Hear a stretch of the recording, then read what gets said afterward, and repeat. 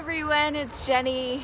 I wanted to do a quick check-in video to give you a bit of good news and also to do the first of several videos discussing some native plants that you can use in your own landscapes.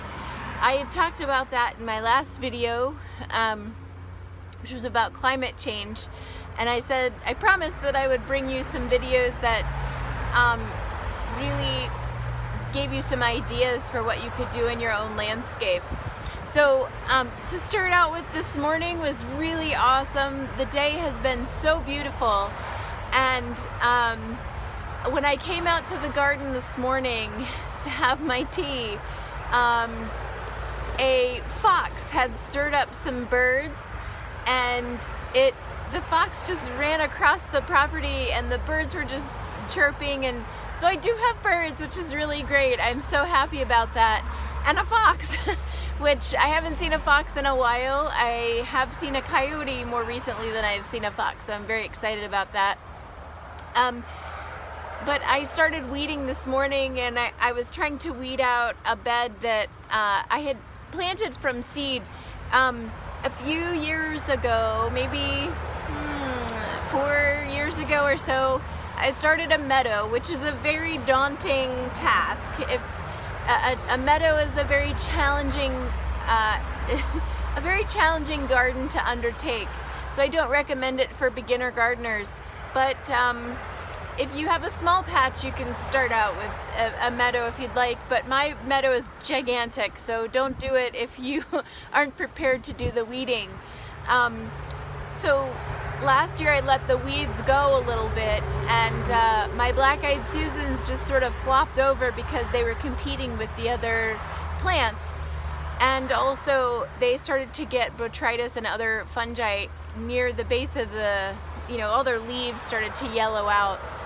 And they're starting to do that again this year, so I decided to go in and weed out and go ahead and get all that stuff out early. But I was left with big bare patches, and I thought, well, I can't leave bare patches this big in the in the garden.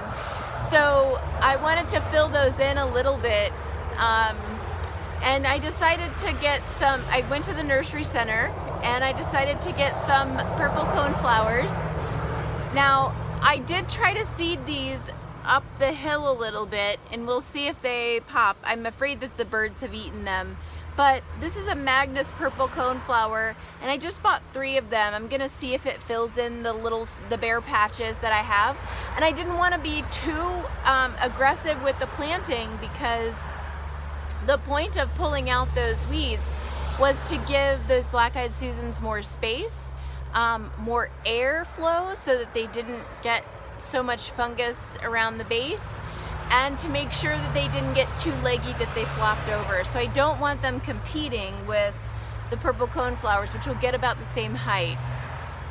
The second thing I bought were these switch grasses, which I've had in the past and have never done really well. I put them in the wrong place because I like to try things out. Switchgrasses really need full sun. This particular switchgrass says red switchgrass, and I cannot pronounce this variety. That's what it is. And it says it gets about 4 to 5 feet tall. And what I'm trying to accomplish with this is I'm going to show you. I'm trying to cover up that ugly candy cane right there. That's part of our septic tank. We renovated our septic tank a few years back. So it's now much more efficient, but it's really ugly because it aerates the tank and all that sort of stuff. So I'm trying to plant things around it that will cover that up, because it's just not very pleasant to look at. And the third thing I bought is these aronias. They're chokeberries, and I already have 3 chokeberries in the yard, which I love. I just planted them last year, and I planted them kind of near the tank, but off to the side, so they're not in the field. They're not gonna mess with the septic tank or anything, and these will go up the field a little bit. So the great thing about chokeberries is that they're really good for birds, and my goal for this garden is to provide for wildlife. I don't really get a lot of food from this garden yet. I do have a ton of raspberries, just wild raspberries grow here. They love it here, and the birds typically eat them before I even have a chance to get to them. So this will provide even more food for them. I also have a ton of viburnums. If the deer would stop eating them, I would have a lot of flowers, which would produce berries. But my problem is that the deer continue to eat the flower heads, so I never get berries off of them. Hence, the birds don't have a lot to eat. Especially with my transitioning landscape. It's in a little bit, it's kind of a crapshoot right now. However, my chokeberries seem to not be favored by the deer. The deer have not touched them, so I'm very excited about that. That's why I bought 3 more chokeberries, hoping that they will leave them alone too. They love my viburnums, but they have not touched the chokeberries. So these are black chokeberries, so if it's something that you think, now these are gonna get really big, I think 9 feet tall. But if you want something a little shorter, you can go with red chokeberries. Those might get a little shorter for you and be suitable for a smaller landscape. The idea was that I was going to provide you with a few plants for each situation, and these are all full sun. And once established, they're very drought tolerant, and they can withstand a little bit of moisture, but for the most part, they like the dry. They don't like wet feet at all, so they're not going to be really good in your lowland areas. So anyway, I hope that was a little bit of good news for you today, and I know that I'm going to continue gardening, and I'm going to put these plants in the next couple of days while the weather's still good, and I hope that you're able to take some of these.